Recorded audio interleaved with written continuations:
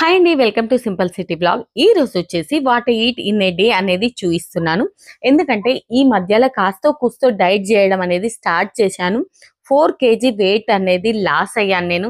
అదే సంతోషంలో మీతో పాటు షేర్ చేస్తున్నాను. ఓకేనా, పదండి. ఫస్ట్ వచ్చేసి ఓట్స్ ప్రిపేర్ చేసుకున్నాను విత్ మిల్క్ తోనే నేను తింటాను. ఓకేనా, అదే ఓట్స్ తో పాటు కాస్తంత డ్రై ఫ్రూట్స్ కూడా యాడ్ చేస్తున్నాను. ఇక్కడ నేను వచ్చేసి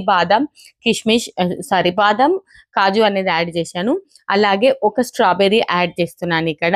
ఓకేనా, దాంతో పాటు ఒక స్పూన్ అనేది హనీ యాడ్ చేస్తున్నాను. తేనె యాడ్ చేయడం వల్ల స్వీట్నెస్ అనేది చాలా కంప్లీట్ అవుతుంది. ఎందుకంటే లేకపోతే చప్పగా నాకు తినబుద్ధి కాదు.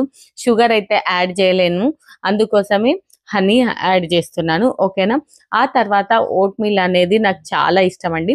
ఎందుకంటే స్వీట్ యాడ్ చేసిన తర్వాత ఎవరికి ఇష్టం ఉండదు చెప్పండి. నాకైతే ఓట్స్ చాలా ఇష్టం, కాకపోతే చప్పగా నాకు తినబుద్ధి కాదు.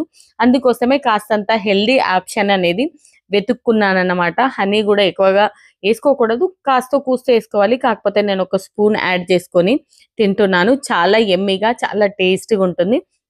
ఆ తర్వాత వచ్చేసి నేను వర్కౌట్ లేకపోతే జిమ్కి వెళ్తాను, లేకపోతే స్విమ్మింగ్కి వెళ్తాను.